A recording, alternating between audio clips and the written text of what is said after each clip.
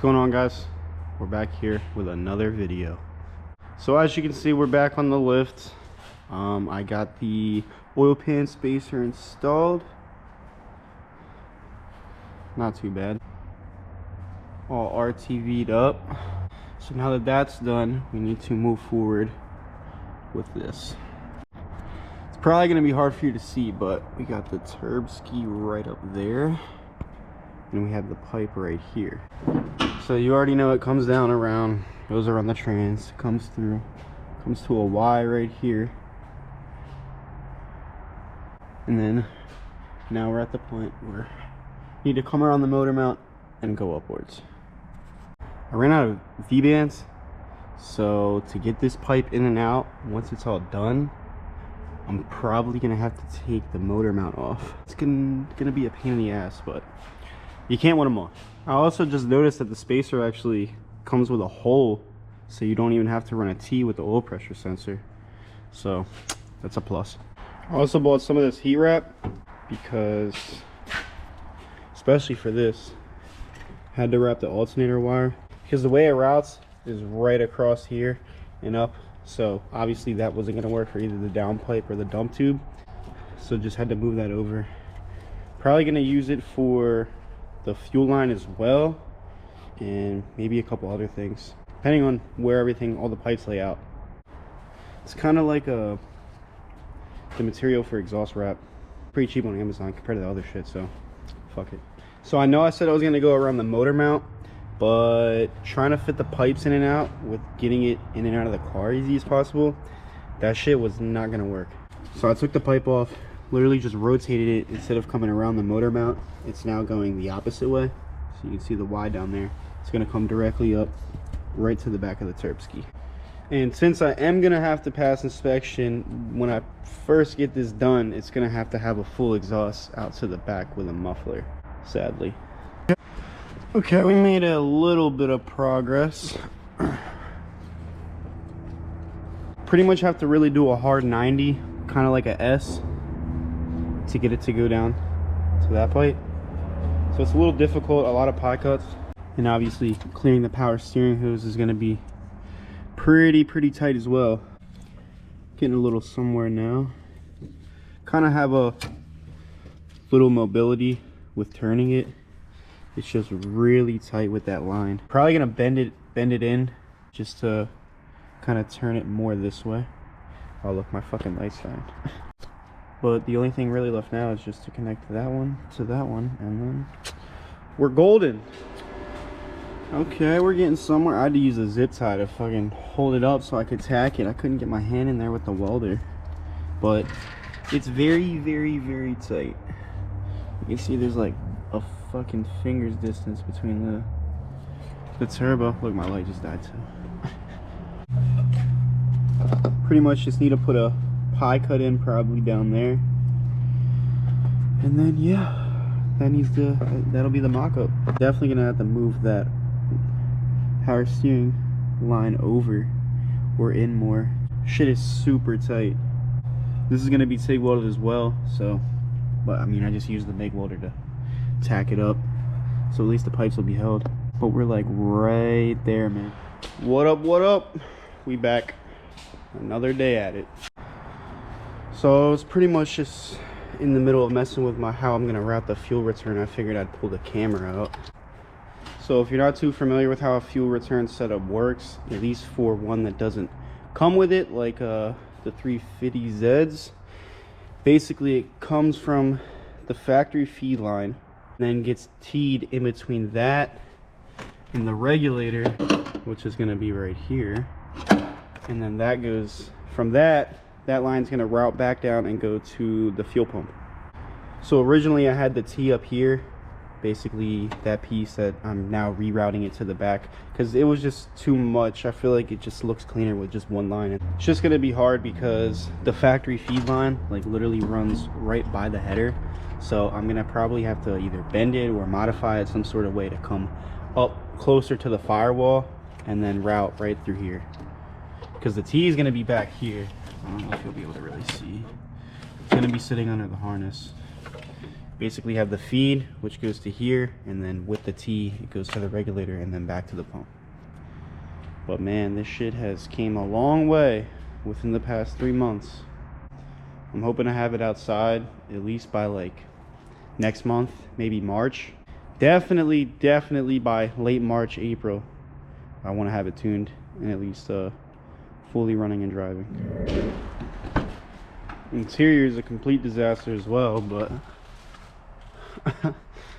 it'll be back again one day. I really just want to drive my car, man. We're like this close and like this far away, one thing after the next. But man, when this shit's done, it's definitely gonna be hurting some feelings. The bigger factor with this car is the weight, so it's gonna be making the power. It's just gonna be able to put it on the ground. All right. Went ahead and took the turbo off so that I could gain access to the line here. So I went ahead and unbolted that from the power steering pump itself, and actually was able to pry it back a little bit. So you can see it definitely cleared up a lot more room than what I had to begin with. So after messing with the fuel return system for a little bit, kind of figured out how it went. So a pretty cool thing is you can turn your factory line into a AN. Pretty much there's a end piece that goes what this threads into, pretty much replaces the clip. So you slide it onto the notch and then you thread this over and then it gets tight.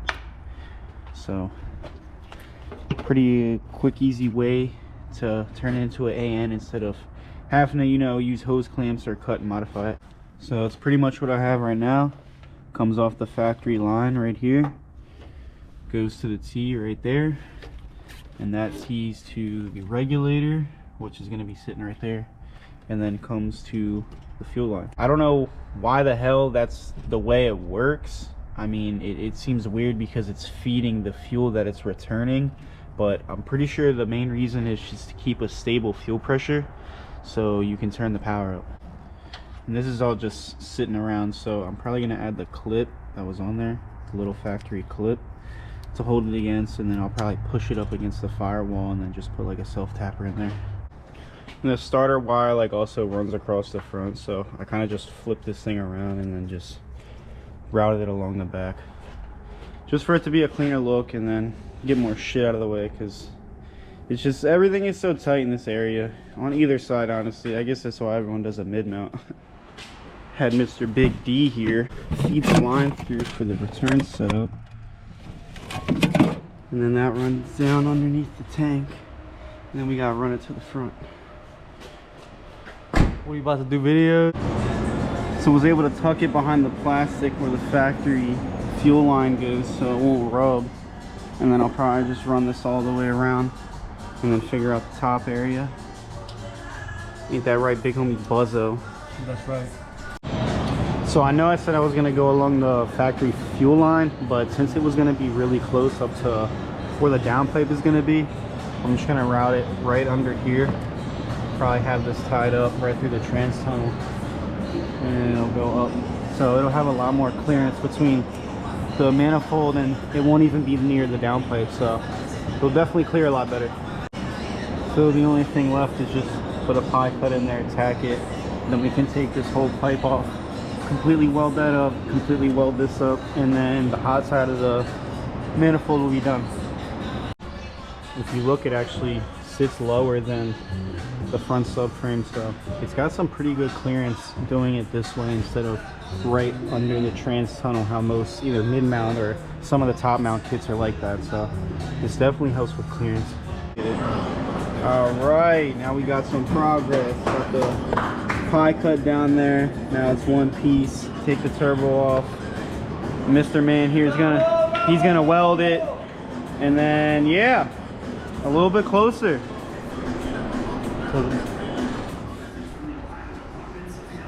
Cool old girl out here.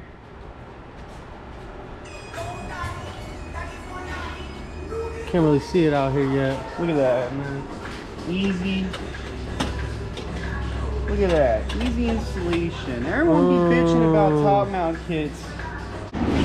Got the extensions cut for the wastegate. Gotta take the manifold back off and then drill some nice big holes into it. One's gonna be here, the other one's gonna be extended and come out on this side. That's that Dr. Pepper.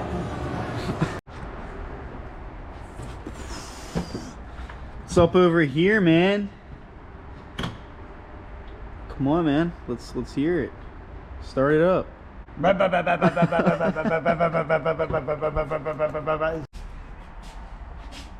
Oh, the phone's ringing, sir. All right, so he's gonna weld these up, and then once we can do that, can cut the holes, weld the extensions for the wastegate, and then the hot side will be done. You not answering it, man? You off today? That's why you wanted my other wastegate. What's that? To match this one. Yeah.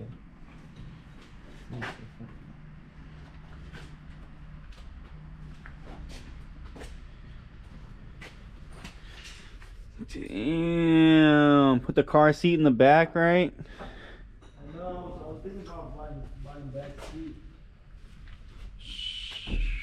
Gonna have to cut it 'cause Mr. 240. Low-key forgot to do an outro, but yeah, gonna get the hot side of the turbo manifold welded up, so then once the turbo is then held up on its own, can take those brackets off that's on the frame, then move forward with making the downpipe. Also still gonna make the oil return work, a couple miscellaneous things. I also have a Deechworks fuel relay. The return system draws so much amperage that you actually have to add a relay for it, so we're gonna get that installed as well. But yeah, for now I guess I'll catch y'all guys in the next one, man. Peace.